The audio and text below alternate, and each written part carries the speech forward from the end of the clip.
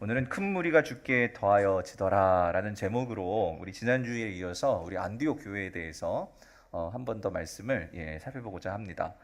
안디옥 교회가 어떻게 주님께 쓰임받는 교회가 되었고 또 부흥하는 교회가 되었는지 오늘 한 번 더 살펴보도록 하겠는데요. 서로는 여러분 생략하고 바로 본론으로 들어가서 우리 지난주에 여러분 안디옥 교회 이야기 기억하시죠? 어떻게 교회가 세워졌는지, 그리고 이 교회가 이방인 교회라는 거 여러분 기억하실 거예요. 자, 그래서 22절을 다시 한번 같이 보겠습니다. 22절 시작. 예루살렘 교회가 이 사람들의 소문을 듣고 바나바를 안디옥까지 보내니에요. 자, 여러분 여기서 이 사람들의 소문이 뭐죠? 그 안디옥 교회의 소문이죠. 그 소문이 어떤 소문인가요? 그 안디옥에도 이방인들이 모여서 뭐가 생겼어요? 교회가 생겼죠. 그래서 이 소문이 어디에 들린 거예요? 어느 교회? 예루살렘 교회에 들린 거예요. 그래서 이 예루살렘 교회가 아니 어떻게 이방인들이 하나님께 돌아오고 예수님을 믿고 교회가 세워질 수 있지? 궁금한 거죠. 그래서 이것을 조사하기 위해서 그리고 이것을 확인하기 위해서 이제 사람을 파견을 하는 거예요. 예루살렘 교회 대표로서. 자, 그래서 사람을 뽑았는데 그게 누구죠? 바나바였던 거예요. 바나바. 자, 근데 여러분 어떻게 바나바가 뽑혔던 것일까? 여러분 바나바는요 우리가 지난주에 봤지만 어디 출신이죠? 바나바는 구브로 출신입니다. 근데 이 안디옥 교회에 안디옥에 와가지고 복음을 전했던 그 헬라파 유대인들이 있었는데 그들 출신을 보니까 구레네 사람이 있었고 또 어디 사람이 있었죠? 구브로 출신의 이 유대인이 있었습니다. 맞죠? 그래서 여러분이 구브로 누구 고향이에요? 바나바의 고향이라는 거예요. 그러니까 지금 이 안디옥에 먼저 와 있는 이 유대인이요, 복음을 전한 그 사람하고 뭔가 이 바나바가 뭐가 있죠? 공통점이 있는 거예요. 그러니까 공감대가 형성될 수 있는 그런 사항이 있다는 거죠. 그리고 또 이 예루살렘 교회가 이제 사람을 파견을 하는데, 그런데 여러분 지금 유대인들, 특별히 예루살렘 교회의 지도자라고 하는 유대인들은 누구냐면 가령 예를 들어서 이런 베드로, 요한 이런 예수님의 제자들, 이들은요 이 유대 땅을 벗어난 적이 있을까요? 없을까요? 그러니까 다시 말하면 오늘날로 말로 바꾸면 해외로 나가본 경험이 있을까요? 없을까요? 없는 거예요. 그러니까 없으니까 이게 지금 뭐 오늘날 우리가 해외 여행 간다면 막 설레고 좋잖아요. 하지만 이 당시에 유대인의 생각으로 그 이방인 지역에 간다는 것, 이거는 두려운 일이고 또 이거는 낯선 일이란 말이죠. 어려운 일이란 말이죠. 솔직히 우리도 만약에 여러분 요즘에 뭐 우리가 뭐 유럽이든지 뭐 좋은 관광지는 동남아시아도 그렇고 우리가 가기를 원하지만 여러분 이런 아프가니스탄 막 그냥 테러가 많고 그런데 여러분 가시겠어요? 원치 않단 말이죠. 그러니까 솔직히 지금 이 예루살렘 교회에서도 사람을 파견해야 되는데 마땅한 사람이 없는 거예요. 그런데 지금 보니까 자, 이 바나바요. 바나바는 출신 자체도 그러니까 해외에서 태어난 유대인이란 말이에요. 그러니까 이 이방인들의 문화를 어느 정도 이해를 하고 있어요. 그러니까 그들을 좀 이해할 수 있는 그런 공감 능력, 이해 능력이 있다라는 거죠. 또 특별히 예루살렘 교회 안에서도 이 바나바는요 많은 사람들과 같이 이렇게 소통하는 데 있어서 은사가 있었던 것 같아요. 많은 사람들을 포용할 수 있는 포용력도 컸던 것 같아요. 그래서 이 바나바의 별명이 있었죠. 뭔지 기억하세요? 위로의 아들. 위로의 아들. 뭐냐면 사람들을 잘 따뜻하게 안아줘요. 이해해 주는 거죠. 공감해 줄 수 있는. 그러니까 이런 이 은사를 갖고 있는 자가 바나바였던 거예요.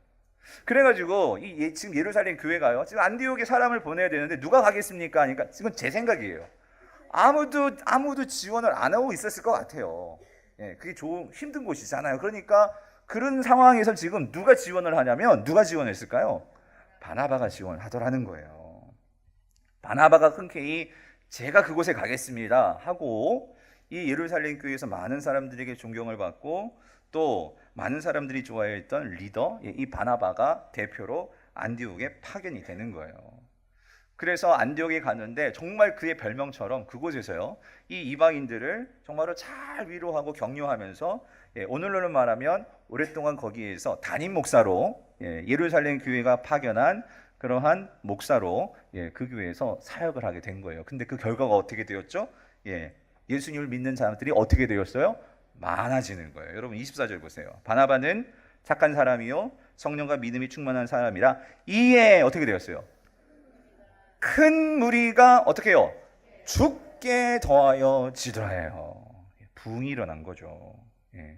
그래서 여러분 오늘 사도행전 24절은요 안디옥 교회의 부흥에 있어서 여러 가지 이유가 있겠지만 특별히 24절은 이 안디옥 교회가 부흥한 이유를 이거라고 말하고 있어요. 뭐냐면 바나바가 어떤 사람이에요?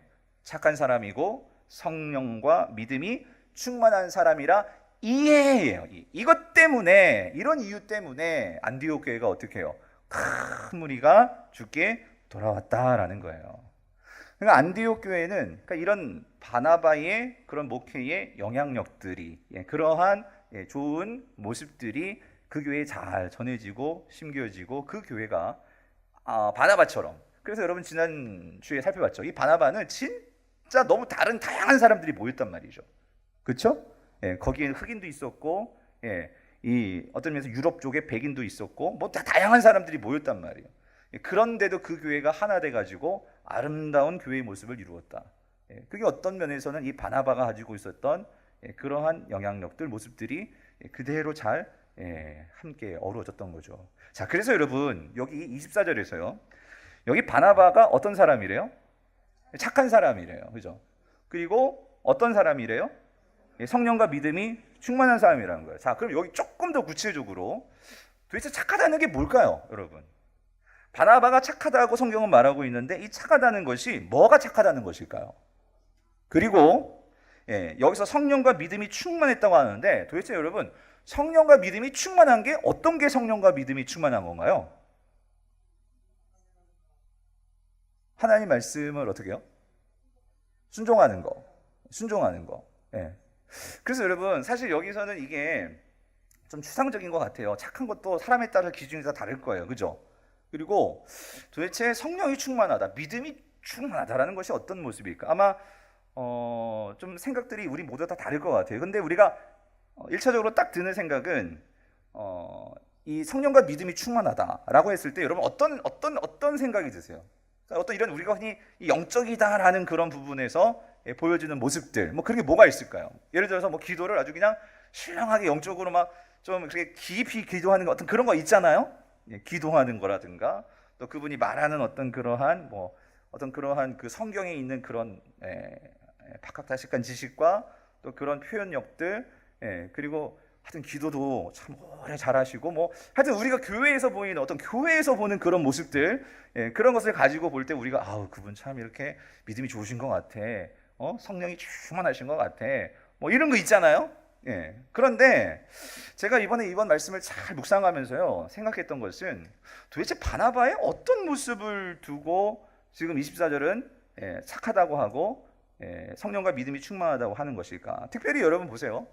여기서 착한 사람이요 라고 말하면서 그 다음에 성령과 믿음이 충만하다는 것이 같이 연결해서 나와요. 이거는 착한 것 따로 성령 충만, 믿음 충만 따로가 아니에요. 이건 같은 거예요. 그렇다면 어떤 점에서 지금 이거를 착하다고 하시는 걸까? 여러분 오늘 보면서 가장 중요한 게 이건 것 같아요. 특별히 안디옥 교회의 그 장점과 우리가 함께 생각해 볼 때 오늘 바나바에 있어서의 그 착한 점은 이겁니다. 그는 누구보다도 타인을 향한 공감하는 능력이에요. 타인을 배려하고 이해하고 아무리 다를지라도 그것들을 내가 어떻게 해요? 끌어안고 그것을 존중하면서 함께 연합하는 그 마음이에요. 그것이 오늘 성경은 바나바에게 있어서 가장 중요한 착한 점으로 그리고 그것이 성령과 믿음이 충만한 점으로 말하고 있다는 거예요. 성도님들 이거 아주 중요합니다. 뭐냐면 우리가요 영적으로나 또 육적으로나 때로는 우리가 이거를 구분해 가지고요 예를 들어서 우리가 일상생활 속에서 정말 누구보다도 공감을 잘해주고 또 이해해주고 배려해주고 여러분 사실 오늘 본문은요 그것이 지금 성령이 충만하다라고 말을 하고 있는 거예요. 그것이 믿음이 있다라고 말을 하는 거예요. 그런데 우리는 교회에서 보여지는 우리가 어떤 종교적인 행위로서의 모습들을 보면 성령 충만하고 믿음이 충만한 것 같아 라고 말을 하지만 그런데 정작 세상에 나가가지고 여러분 가정 속에서 여러분이 남편을 대하는 태도, 자녀들을 대하는 태도, 여러분이 내일 직장에서 사람들을 만나고 하는 정말 그들을 정말로 내가 포용하고, 나와 너무 달라요. 생각도 다르고 스타일도 달라요. 근데 그런 사람들을 내가 끌어안고 이해하고, 그런 모습이 만약에 없다면 오늘 성경은, 오늘 본문은 우리에게 질문을 던지는 거예요. 과연 그게 착한 것일까? 과연 그게 성령 충만한 것일까? 과연 그것이 믿음이 있는 것일까? 오늘 성경은 우리에게 그것을 던지고 있는 것 같아요. 미국의 작가 그 수전 손틱이라는 분이 계세요. 이분이 이런 말을 했어요. 우리가 살아가면서 버려야 할 것은 타인에 대한 연민이며 되찾아야 할 것은 타인을 향한 공감이다라고 말을 했어요. 성도님들, 이 연민과 공감의 그 차이를 여러분 아시겠어요? 네? 연민과 공감. 그래가지고 어떤 한 기자가 연민과 공감을 이렇게 차이를 칼럼에 쓴 걸 제가 봤는데요. 이렇게 표현했더라고요. 연민은 아픈 사람이나 배고픈 사람의 고통을 내가 안방 TV로 시청하면서 ARS 자동응답 시스템으로 소액을 기부하는 것이라면, 이거 무슨 말인지 알죠, 여러분? 가끔 이렇게 어려운 분들 나면 밑에 이렇게 번호 이렇게 나오고 전화 누르면 한 통에 1,000원 뭐 이런 거 있잖아요. 연민은 그걸 보면서 아유 불쌍하다, 안 됐다 해가지고 내가 그걸 누르는 게 연민이라면, 공감은 그들의 아픔을 내가 정말로 느끼고 그 자리로 달려가려는 용기의 시작이다라고 말을 했어요. 예. 여러분 무슨 말인지 이해되세요? 예? 그냥 이게 앉아가지고 안 됐다가 아니고 내가 그곳에 가서 끌어안고 그를 위로해야겠다.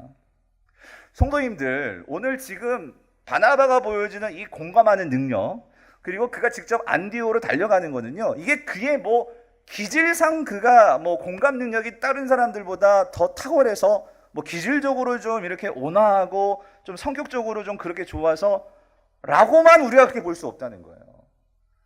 무슨 말이냐면 그가 오늘 정말로 누구보다도 나와 다르고 나와 정말로 다른 사람들을 가기 싫은데 그곳에 갈 수 있는 그것은요, 오늘 그가 성령 충만했고 믿음이 있기 때문에, 예수 그리스도께서 하나님의 아들이신데 그분은 전혀 우리와 상관이 없어요. 갈 필요가 없는 거예요. 그런데 그분이 인간의 몸을 입고 어디로 오셨습니까? 이 땅에 내려오셨단 말이에요. 아무도 가기 싫어하고 아무도 하기 싫은 일인데 오늘 예수 그리스도는 이 땅에 오셔서 십자가에 달리셨단 말이에요. 여러분, 이게 공감 능력이라는 거예요. 그냥 앉아가지고 그냥 ALS 보고 1,000원 던져주는 게 아니고, 오늘 내가 정말로 그것을 공감해서 그 자리로 달려갈 수 있는 그 용기, 여러분 이거는요 믿음입니다. 그리고 이거는요, 이게 성령 충만한 거라는 거예요. 그래서 여러분, 착한 사람, 성령이 믿음이 충만한 사람은요 단지 기도만 하는 사람이 아닙니다. 단지 큐티만 하는 사람이 아니라는 거예요.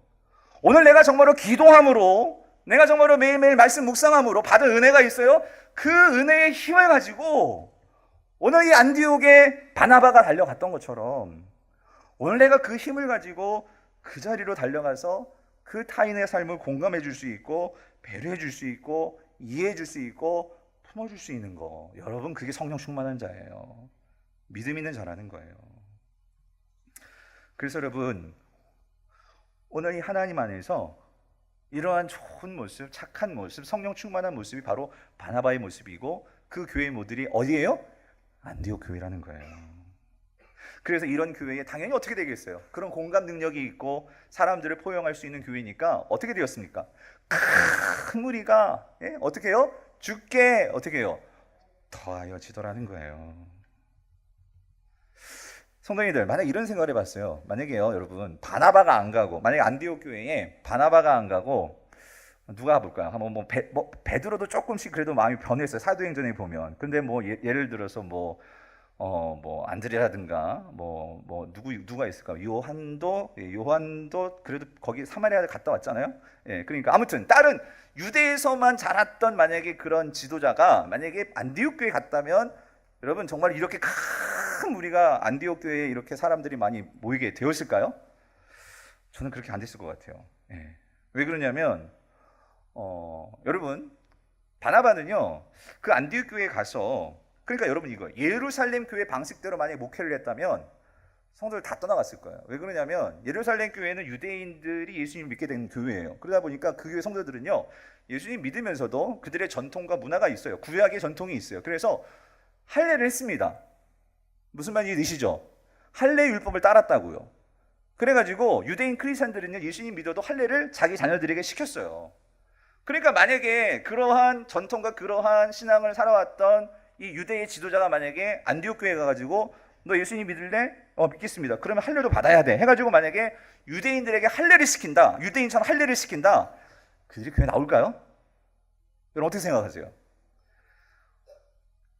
유대인들은 그 할례가 너무나 당연하게 여겨지기 때문에 그 생후에 8일 된 아이들을 그냥 그렇게 남자 아이들이 생식기를 벗겨내는 게 부모로서 그게 고민이 안 되는 일이에요. 그래서 유대인들 말고 이 헬라인들, 이방인들 그걸 상상할 수가 없는 거예요. 예. 여러분 만약에 지금 제가 유아세례 12월 달에 주지만 여러분들 만약에 그 첫 애를 낳는데 부모가 자르는 거거든요. 목사가 자르는 거 아닙니다. 부모가 잘라내요. 그 잘라내야지만 세례 준다고 하면 누가 잘라낼까? 얼마나 잘라낼까? 예? 근데 여러분 이런 일이 정말 있었어요. 여러분 그 사도행전 15장 1절을 보면 같이 읽어볼게요. 시작. 어떤 사람들이 유대로부터 내려와서 형제들을 가르치되 너희가 모세의 법대로 할례를 받지 아니하면 능히 구원을 받지 못하리라 하니에요. 자, 이게 무슨 말이냐면 여러분 보세요. 어떤 사람들이 유대로부터 내려왔대요.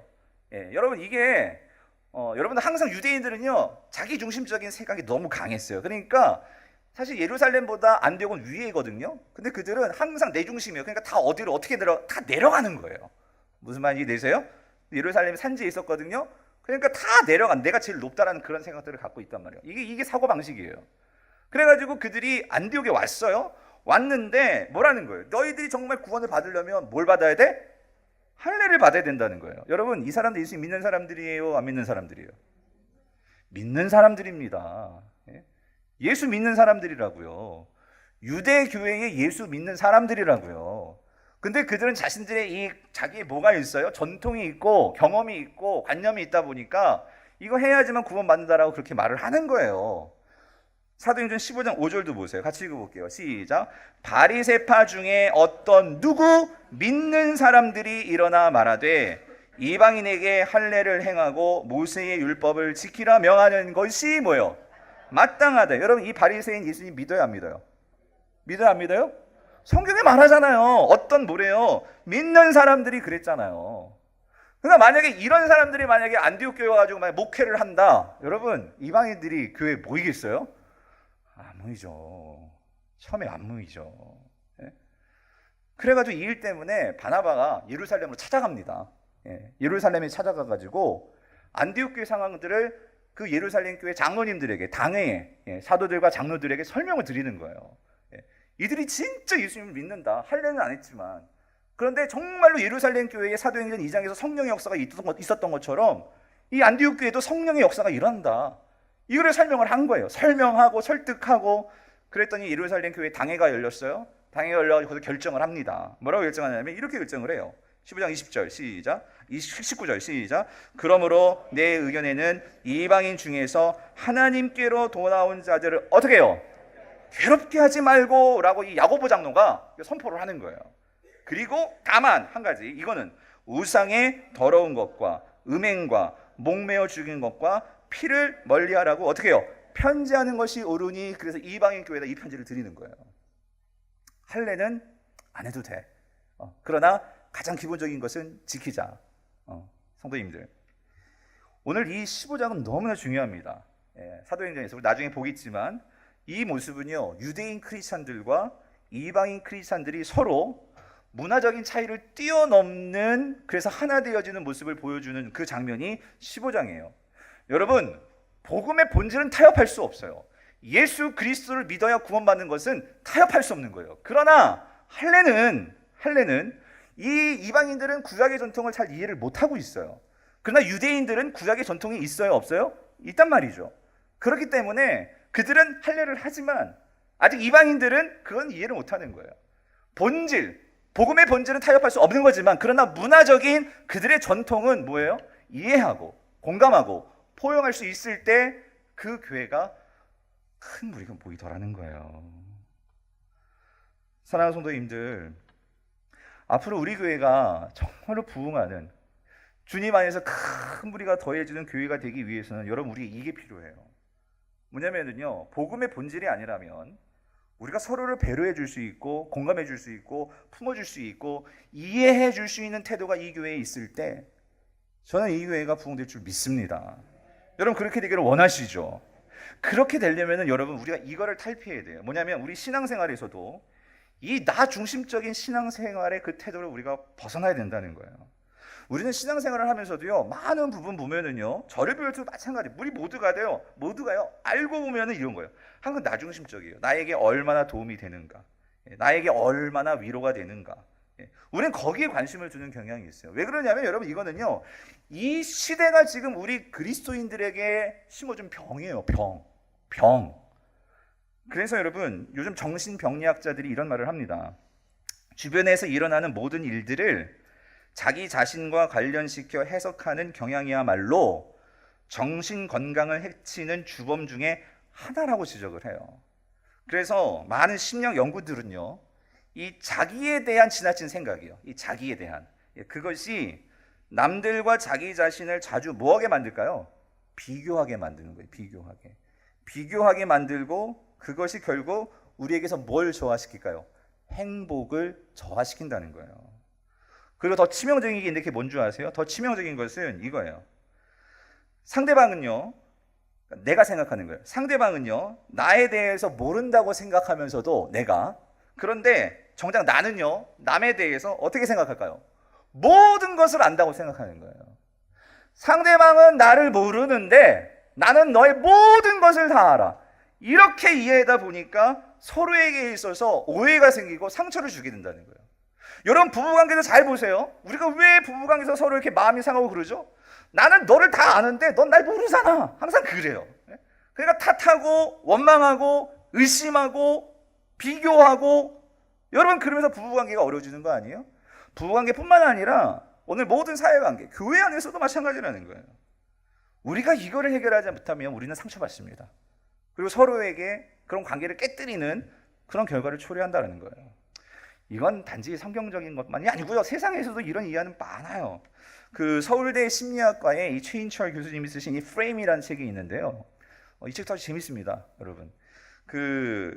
여기 책에 보면은 한 예화가 나와요. 어떤 예화가 나오냐면, 그 교수님이 학교에 있는데, 서울대학 캠퍼스에 있는데 친구가 놀러 온 거예요. 학교에 놀러 왔는데, 그때요, 그 다음 사진 보여주세요. 도로에, 학교 캠퍼스 도로에, 학교 안에 있는 도로에 차가 이렇게 주차가 되어 있는 거예요. 이게 차도고, 이거 인도예요. 그러니까 이거를 보고 친구가 그런 거예요. 어떤 정신 나간 사람이 어떻게 이렇게 주차할 수 있냐고. 여러분 그런 생각 드시죠? 예? 그런 거예요. 근데 이 교수님은요, 이걸 이해하고 있는 거예요. 뭐냐면, 사실 이날 학교에 큰 행사가 있었대요. 행사가 있어가지고 아침부터 막 차가 밀려와가지고 학교 주차장은 이미 10,000원이 된 거예요. 다 찼어. 그래서 학교에서 이제 학교 안에 차도 있잖아요. 거기다 차를 이렇게 다 주차하게 한 거예요. 그래가지고 주차를 하다 보니까 그 다음 사진 한번 보여주세요. 이렇게 막 주차를 했는데 여기 공간이 하나 남아 있었어요. 그래가지고 지나가다가 이 사람이 돌고 자리가 없으니까 행사장 들어가야 되는데, 그래가지고 탁월한 운전 실력을 발휘해가지고 창의적으로 저렇게 주차를 한 거예요. 했는데 문제는 뭐냐면, 이제 행사가 끝나고 이제 다 차들이 빠져나가잖아요. 그 다음 사진 다 빠져나갔는데 이 차만 이렇게 남아있는 상황이었어요. 그러니까 이 친구는 뭐만 봤어? 이것만 본 거예요. 이거를 봤어야 되는데 이것만 본 거예요. 그러니까 어떤 생각이 들어요? 야, 정신 나갔어. 어떻게 저렇게 추출할 수 있냐? 이 말이 나오는 거예요. 성도님들, 여기에서 이제 교수님이 이런 얘기를 해요. 그러니까 오늘 우리가요, 이 세상을 살아가면서 이 세상을 바라보는 뭐가 있냐면요, 프레임이 있다는 거예요. 프레임, 틀이 있다는 거예요. 그게 뭐냐면, 그러니까 세상을 바라보는 우리는 모두 다 마음의 창문을 가지고 있다는 거예요. 근데 그 창문이 요만하면 요만하게 보이는 거고, 이만하면 이만하게 보이는 거고, 다 다르다는 거예요. 그래서 우리가요, 이 생각을 갖고 세상을 바라봐야 한다는 거예요. 내가 지금 보는 것이 다가 아니다라는 그런 생각을 항상 가져야 되는데, 우린 그 생각을 할까요? 안 할까요? 안 한다는 거예요. 안 한다는 거예요. 네? 여러분, 이게 맥락입니다. 맥락. 예. 우리가 보이지 않는 어떤 맥락은 이 세상에 존재한다는 거예요. 그거를 볼 수 있는 것이 공감할 수 있느냐, 공감하지 못하느냐 차이라는 거죠. 그 지난 주일에 제가 여기 있는 내용들 다 이렇게 소개를 못 해드렸는데 한 가지만 제가 좀 또 저와 관련된 부분과 소개해드렸죠. 이 돈 봉투 문제. 제가 분명히 말씀드렸어요. 예, 여러분 돈 봉투 저 안 받습니다, 여러분. 예, 그러니까 그거 말씀드렸고, 근데 내용 가운데 또 이런 게 있었어요. 근데 뭐 이 내용은 다 여러분들이 공개했던 거니까 제가 이분이 누구지 몰라요. 그런데 밑에도 지금 다 적혀 있어요. 예. 근데 여러분께 설명을 좀 드려야 될 것 같아서 요거 하나 좀 같이 한번 좀 나누고 싶은데, 이렇게 적으셨어요. 주일날 주방 음식 남은 것은 교회 어려운 분들이나 혼자 사시는 어르신들 주셨으면 합니다. 잘 사는 분들이 음식을 포장해 가시더군요. 특히 교회 권사님들이요. 좋은 모습으로 변화됐으면 좋겠습니다. 라고 적으셨어요. 저는 이분이 정말 좋은 생각으로 이것을 적으셨다고 생각을 해요. 그리고 정말 우리 교회가 그렇게 주일에 이제 우리가 밥 먹을 거 아니에요? 그 음식이 남으면, 그렇죠, 그것들을 그 남은 것들을 어려운 분들에게 나눠주면 너무나 좋은 일이죠. 맞죠? 그런데 여러분, 이것도 사실은 한 면만 보면 이런 생각이 들 수 있어요. 이게 뭐냐면 반찬이 남는단 말이에요. 근데 여러분, 맥락이 있어요. 어떤 맥락이 있냐면, 지금 저희 교회가 제가 오기 전에는 우리 박성수 집사님 또 오랜 시간 동안 교회를 위해서 주방팀을 애쓰셨어요. 그래가지고 저희가 그거를 잘 또 감사하고 너무 오랫동안 또 수고하셔서 그 다음 주방팀이 지금 팀이에요. 3년 반 동안 그분들이 지금 주방을 섬겨 오셨는데 매일 한 200명의 그 식사분을 작년까지 60만 원이었고 올해 지금 70만 원 가지고 지금 섬기고 있는 거예요. 하고 있는데, 맞죠? 반찬이 남을 때가 있어요. 근데 여러분, 왜 남는 줄 아세요? 이런 경우가 있더라고요. 얘기를 들어보니까. 예를 들어 오늘도 마찬가지. 오늘도 지금 청소년부가 행사가 있어가지고 교사들이 밖으로 나갑니다. 그렇게 되면 예상치 못했던 뭐예요? 아니, 식수가 주니까 반찬이 남겠어요? 안 남겠어요? 당연히 남죠. 당연히 남아요. 그리고 또 이런 게 있더라고요. 또 반찬이 어떨 때는요, 또 맛있는 반찬이 있을 수도 있고 아닌 것이 있을 수 있어요. 근데 맛있는 것이 있으면 어떻게 그렇게 잘하는지 청소년부 아이들이 다 남아가지고 그걸 먹고 가. 그럼 반찬이 남을까요? 오히려 모자랄까요? 모자란 경우도 있는 거예요. 근데 예를 들어서 애들 뭐 나물 이런 거 나면 안 좋아하잖아요. 그럼 남는 거예요. 예. 그러니까 그렇게 남을 때, 그러니까 이게 항상 일정하게 남고, 근데 사실 여러분, 반찬을 가지고 남는 것을 가지고 섬긴다는 건 사실은 맞는 건 아니에요. 왜냐면 반찬이 어떤 좋은 반찬일 수도 있고 아닌 반찬도 있을 수도 있거든요. 만약에 여러분들이 재직회를 통해 이거 정말 우리가 사역으로 만들어야 된다 하면 건의하셔서 그 어려운 분들을 따로 드릴 수 있는 반찬은 따로 준비를 해야 돼요. 전 그게 맞다고 봐요. 예. 왜냐면 그래서 저희 전도사님도 아시겠지만 남는 것들을 좀 몇 분 갖다 드린 적도 있었어요. 근데 그걸 원치 않으시는 분들도 있어요. 예. 그러다 보니까 그러면 반찬이 남았어요. 그럼 이거 어떻게 해요? 이거 만약에 주방팀이든지 요즘 이게 설거지 봉사하시는 분들 그걸 드리거든요. 안 가져가면 이거 그대로 남는 거예요. 그럼 어떻게 해야 돼요? 버리는 거예요. 그래서 요즘 어떻게 하냐면 그런 경우에는 그거를 냉동고에 넣어놨다가 수요일날 교회를 청소하러 오시는 분들이 있어요. 그럼 청소를 하다 보면 한 12시 반 이렇게 돼요. 그러면 그 남은 반찬을 가지고 밥을 먹습니다. 그리고 거기 껴가지고 우리 교육자들도 그 남은 반찬으로 점심때 밥을 먹습니다. 예. 그러니까 지금 이 의견이 나쁜 게 아니에요. 맞아요. 좋아요. 그런데 마찬가지 뭐가 없으면 이 맥락을 못 보면 이게 왜냐면 정말 싸갔으니까 남는 반찬 어떻게 해요? 그러니까 권사님들이 가져가죠. 근데 만약에 그것만 봤다면 저분은 생활도 괜찮으시고 그런데 어떻게 가져가냐? 이 말이 나올 수 있는 게 당연한 거죠. 예. 그래서 성도님들, 제가 꼭 이것 때문에 지금 그런다는 건 아니고요. 제가 진작에 생각하고 있었는데 오늘 이렇게 설교 본문이 이렇게 겹치면서 제가 너무 우리 주방팀이 수고를 하셨어요. 여름에도. 그래서 이제 7월, 8월인데 제가 어떤 생각이 들었냐면 이분들께 좀 안식월을 좀 드리고 싶어요. 그래서 2달은 좀 쉬십시오 하고, 저희 교회 전도회 있습니다.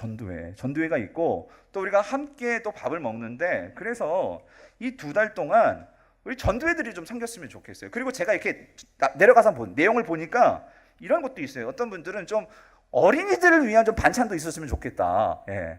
아, 그럼 너무 좋죠. 그런데 이게 한 달에 그러니까 한 주에 한 15만 원, 20만 원 그 예산 가지고 이걸 만들어내려니까 참 그런 부분도 어려운 거예요. 그러니까 지금 팀들은 그런 것까지 막 생각하기가 어려운 거예요. 자, 그렇다면 제가 이거예요. 우리가 지금 5개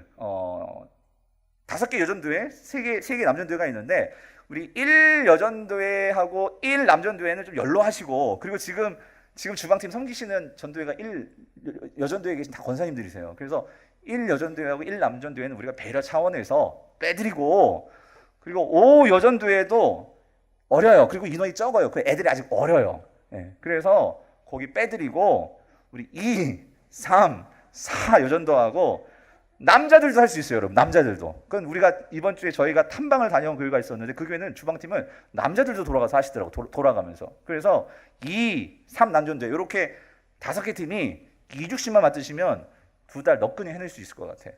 예? 그래서 그렇게 하면서 여러분 정말 반찬 문제 나올 거예요. 그럼 남으면 이걸 어떻게 정말로 좋게 남는 것들을 처리하면 좋을지 한번 그런 의견도 모아보시고, 또 여건이 되시면 그럼 애들 반찬도 어떻게 만들 좀 방법이 있는지 그런 좀 좋은 노하우들을 한번 여러분들이 고민하시면서 좀 이렇게 또 다 끝났을 때 한번 그런 좋은 것들은 좀 우리가 모아가지고 그 다음에는 모르겠습니다. 좀 우리가 진짜 A팀, B팀 이렇게 좀 나눠가지고 주방팀을 좀 그렇게 돌리든지, 한 팀만 하니까 또 한 팀의 스타일만 나오는 거예요, 여러분.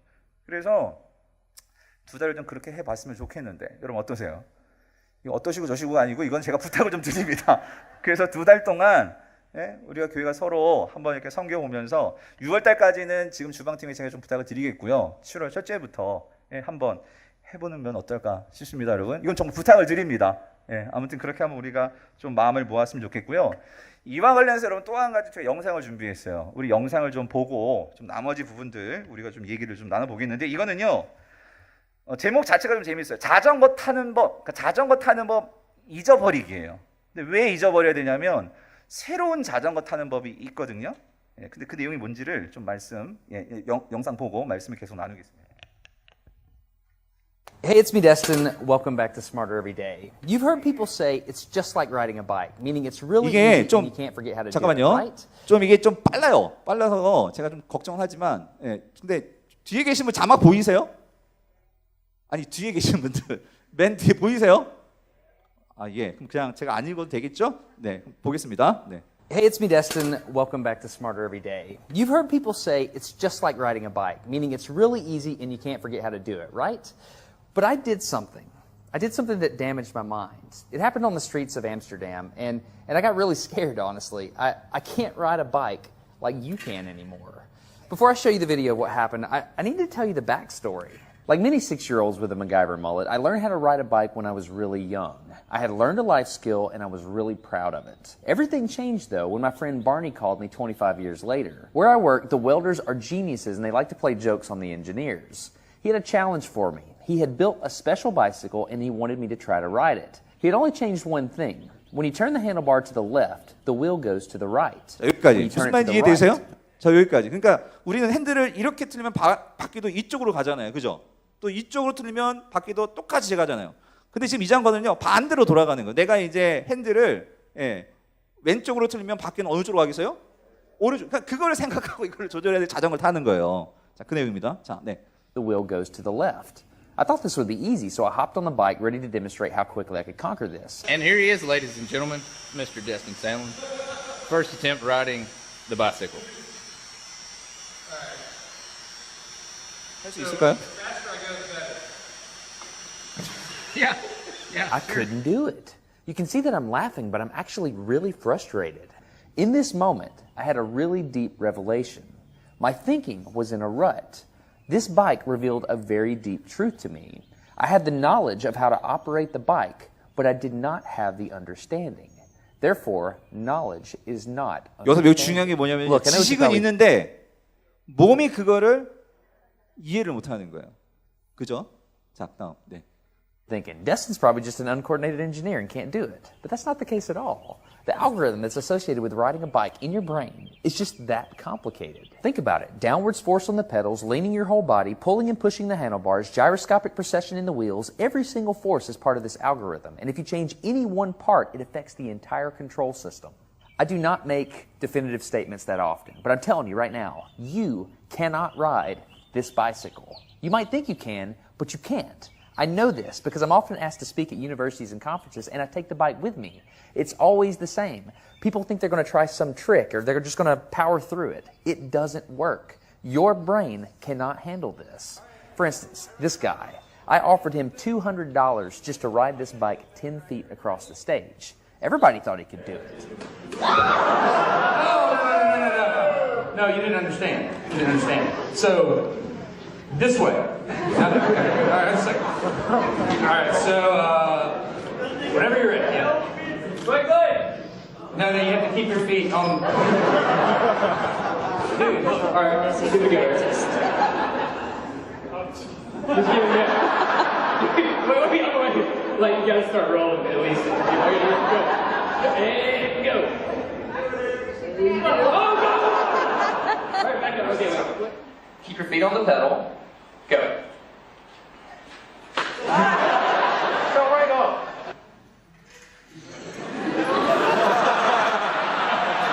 Just keep your feet on the pedals.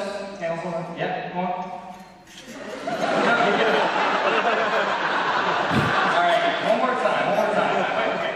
Once you have a rigid way of thinking in your head, sometimes you cannot change that, even if you want to.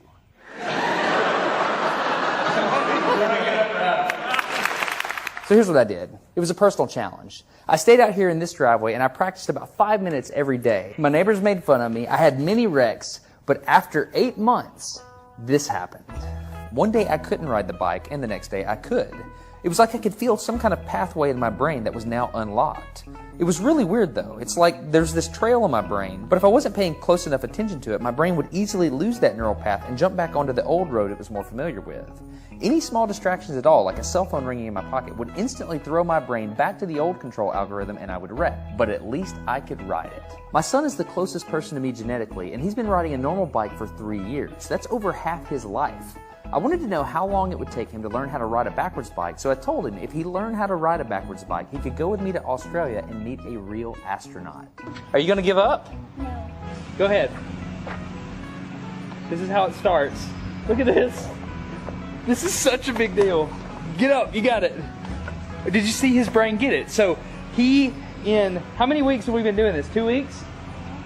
In 2 weeks, he did something that took me 8 months to do, which demonstrates that a child has more neuroplasticity, am I even saying that right, than an adult. It's clear from this experiment that children have a much more plastic brain than adults. That's why the best time to learn a language is when you're a young child. All right, today's bike log. I can ride smooth, I can ride fast. I'm thinking the experiment is over. Okay, now I'm in Amsterdam, a city that has more bicycles than people. The question is, can I ride a normal bike now? I mean, I've spent all this time unlearning how to ride a bike. If I go back and try to ride a normal one, will my brain mess up? So I've tweeted a Smarter Everyday meetup, if you will, and I'm going to see if somebody brings a bicycle, and I'm going to try to ride a normal bike. It's backwards. This was one of the most frustrating moments of my life. I had ridden a normal bike since I was 6, but in this moment, I couldn't do it anymore. I had set out to prove that I could free my brain from a cognitive bias. But at this point, I'm pretty sure that all I proved is that I could only redesignate that bias. So what you're not seeing is just a group of people here looking at me, looking at the strange American that can't ride a bike because they think I'm dumb. But I'm actually 2 levels deep into this because I've learned and unlearned. All right. After 20 minutes of making a fool out of myself, suddenly my brain clicked back into the old algorithm. I can't explain it, but it happened in a very specific moment.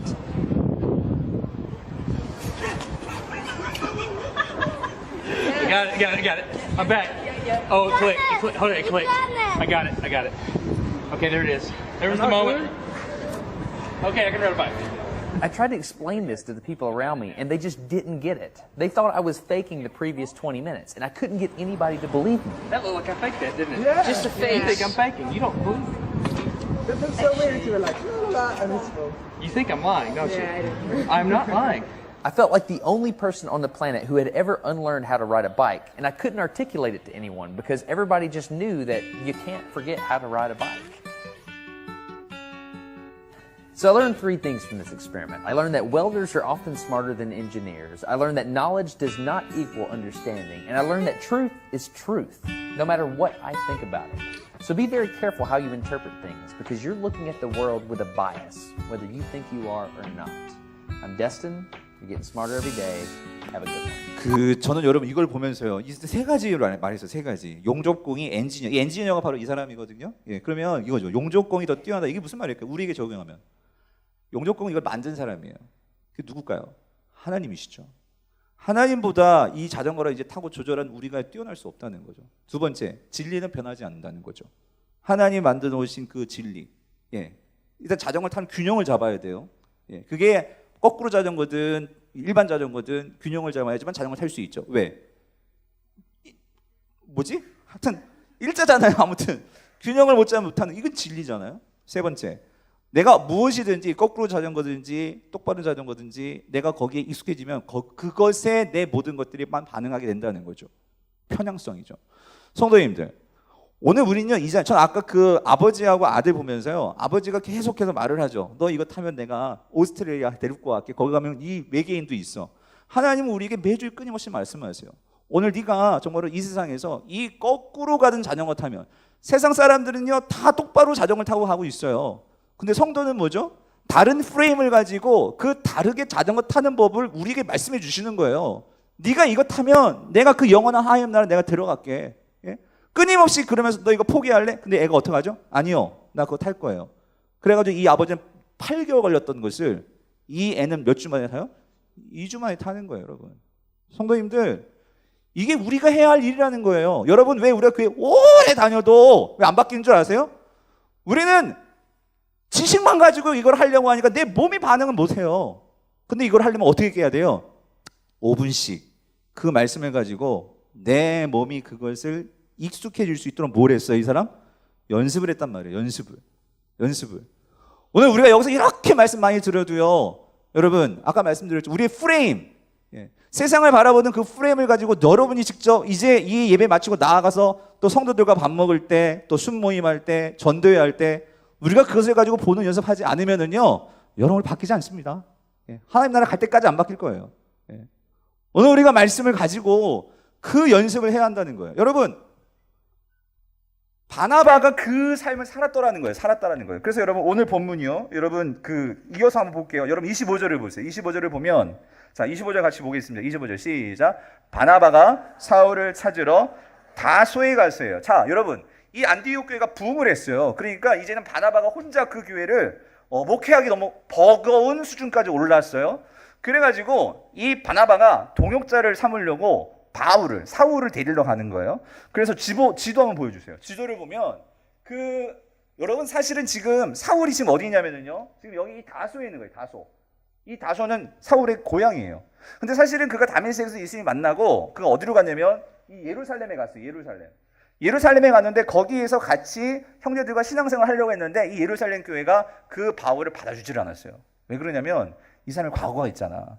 예? 그 자기들을 핍박하고 자기들을 죽이려고 했던 사람인데 아무리 바뀌었다고 하지만 부담스러운 거예요. 그러니까 사울이 거기 적응을 못했어요. 그래가지고 이 사울이 어디로 가요? 그래가지고 자기 고향 땅 다소로 가는 거예요. 그래서 이 지금 바나바가 이 다소에 사울을 데려갈 때는 10년이 지났어요. 10년이. 그러니까 10년의 세월은 여러분 사람들에게 잊혀지는 시간입니다. 예. 아무도 사울을 기억하지 않고 있었어요. 근데 그를 기억하는 한 사람이 있었어요. 누구? 바나바였다는 거예요. 바나바가 이 사울을 기억하고 왜 찾아갔냐면 여러분 이겁니다.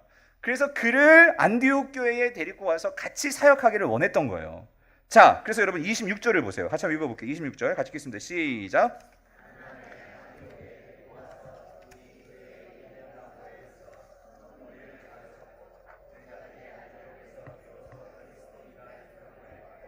여러분 여기서 우리가 주목해야 될 것은 이 둘이라는 단어예요. 둘이.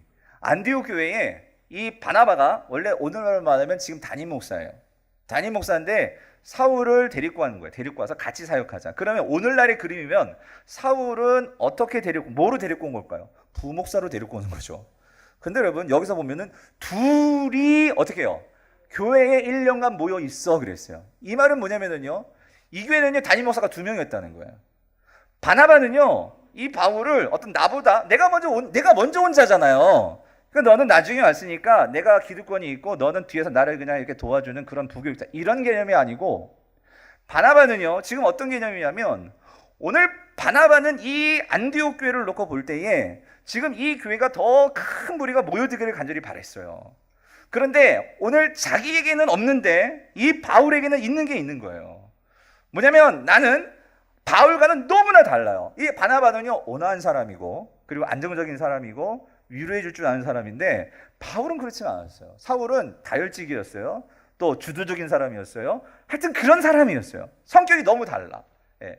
그런데도 그냥 여러분, 성격 다른 사람과 같이 일하려면 힘들죠. 예. 그런데도 왜 이 바나바가 이 사울을 데리고 오는 것일까? 바나바에게 없는 것이 사울에게 있었어요. 그게 뭐냐면, 이 사울은요 이 구약의 전통에 대한 그 성경의 지식이 엄청났던 사람이에요. 아까도 봤지만 이제 이방인들이요, 그럼 율법을 몰라도 될까요? 아니에요. 하나님의 구약적인 전통을 이해해야지만 예수 그리스도가 어떻게 이 땅에 오셔서 십자가에 달려 죽으셨는지를 이해할 수 있단 말이에요. 그거를 잘 풀어주고 해석해주고 가르쳐줄 수 있는 사람은 누구일까요? 사울만한 사람이 없어요.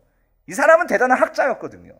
그래서 이 바나바는요, 만약에 바나바가요 그런 점에서 비교의식이 있었다면요, 사울 데리고 왔을까요? 못 데려오죠. 학벌로 따지면은요 이 사울이 엄청난 학벌을 갖고 있고요, 집안적인 배경도 사울은 잘 사는 집안의 그런 자녀였어요. 그런데 만약에 여러분 생각해 보세요. 제가 여기서 너무 도전을 받는 거예요. 제가 어떤 그 부목사를 데리고 왔는데 부목사가 나보다 막 설교를 너무나 잘해. 그리고 막 성도들이 그 부목사를 너무나 좋아해. 그럼 제가 어떤 마음을 가져야 될까요? 만약에 여러분이라면 어떤 마음이 드시겠어요? 어떠실 것 같아요? 제가 거기서 많이 이번 주에 고민을 해봤어요, 여러분. 오늘 이 안디옥 교회를 왜 하나님께서 축복하셨을까? 여러분, 여기 있는 거예요. 바나바는요 그거에 에너지 빼앗기지 않았어요. 오늘 이 바나바의 꿈은요, 어떻게 해서든지 이 하나님의 교회, 이 안디옥 교회가 더욱더 큰 무리가 모여서요, 이 예수 그리스도 안에서 주님의 그 사명이요, 땅 끝까지 이르러 내 증인이 되라는 이 목적이 분명하니까, 여러분, 바울이 뛰어나듯이, 여러분 그건 중요하지 않았어요. 우리가 함께 이 사명을 이루면 그것이 우리의 목표라는 이 생각이 있으니까 이 교회는 하나님께서 귀하게 보셨다는 거예요. 사랑하는 성도님들, 오늘 우리 교회예요. 어떻게 돼야 될까요? 많은 교회들 이거 따지죠. 네가 먼저 왔니? 내가 먼저 왔니? 네가 이 교회 개척했니? 네가 뭐 했니? 많은 교회들이 참 그런 걸 많이 따져요. 여러분, 그거 중요하죠. 세상에서는 중요한 거예요. 일반 자전거 타려면 그게 중요해요. 그러나 하나님의 자전거를 놓고 보면요, 하나님의 나라에서는요 그게 중요한 것은 아니라는 거예요. 그렇다고 먼저 힘쓴 사람들을 우리가 그건 또 아니죠.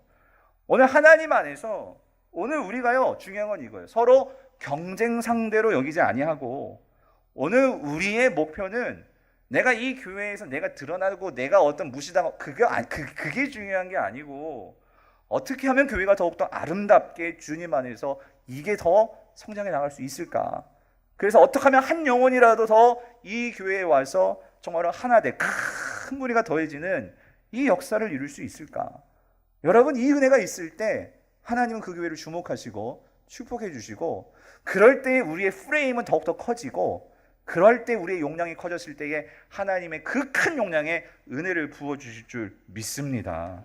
성도님들, 오늘 우리 교회가요 앞으로 그런 교회 될 수 있기를 간절히 바랍니다. 교회가 리모델링 공사를 할 거예요. 여러분, 이것도 그런 차원으로 저는 생각이 들어요. 이게 여러분, 뭐 우리 교회가 지금 뭐 과시하고 저런 그런 마음 없고요. 이 일을 통해서 어떻게 하면 저는 그거예요. 우리 성도들이 또 앞으로 새로 올 성도들이 이곳에서 편안하게 정말로 주님을 만나고, 정말로 이곳에서 다음 세대들이 정말로 함께 찬양하고 예배할 수 있는 그런 공간이요.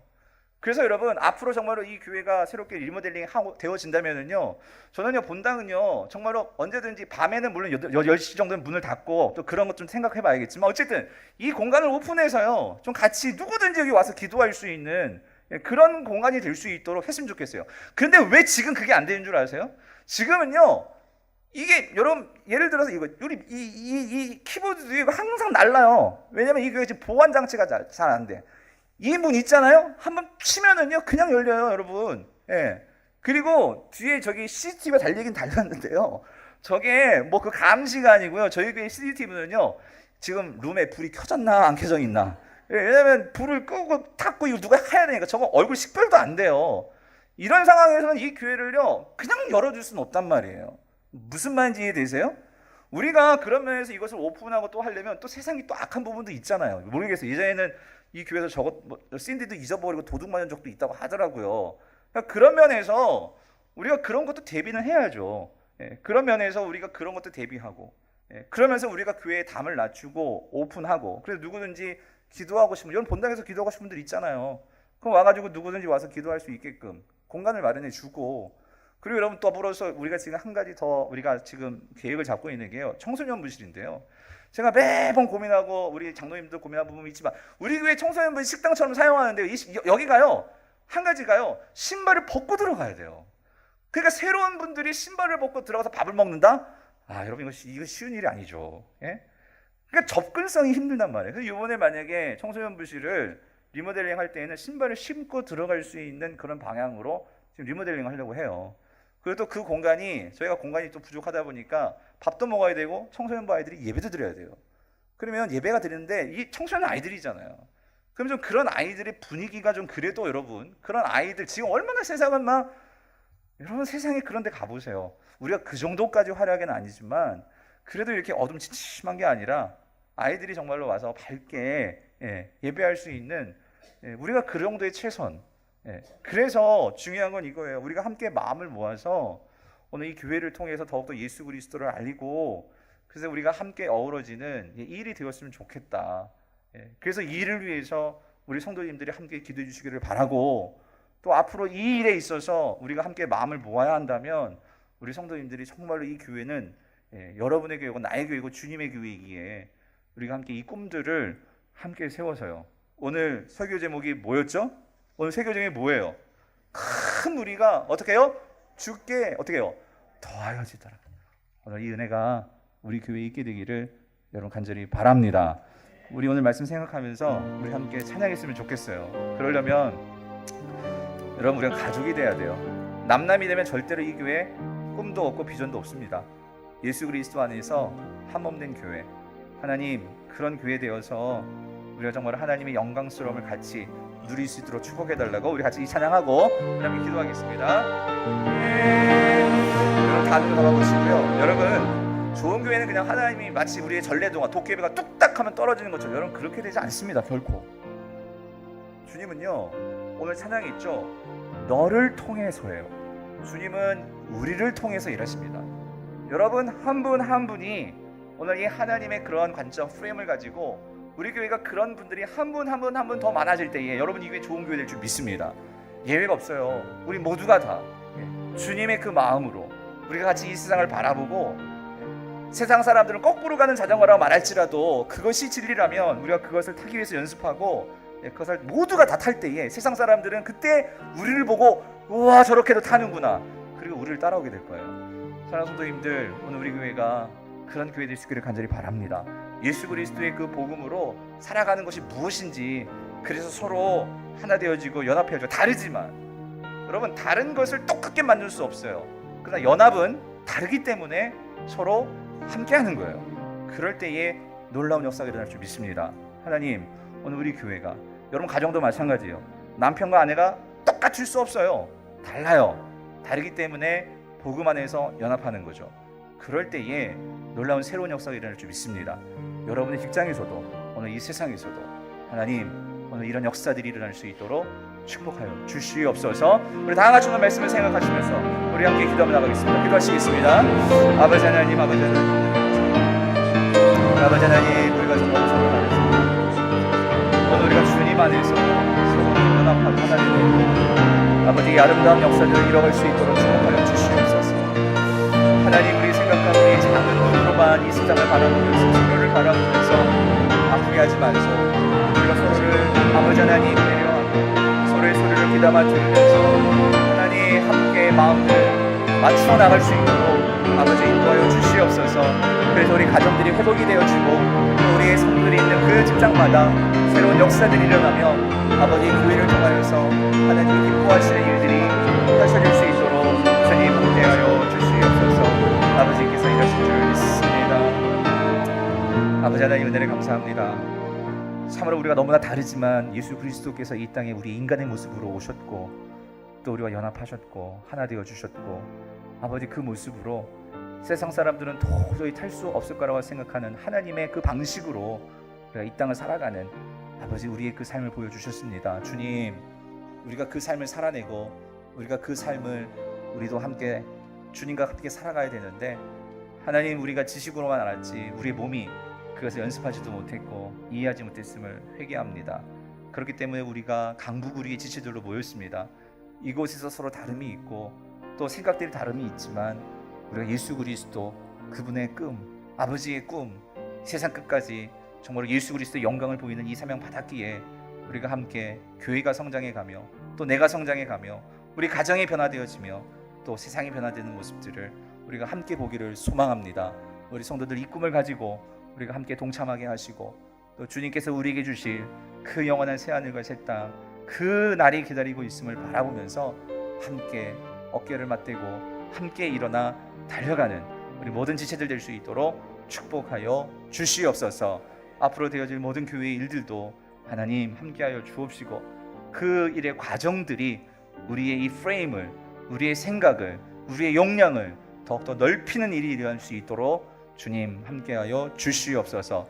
주님께서 함께하실 것을 믿사옵고 거룩하신 예수님의 이름으로 간절히 기도드립니다.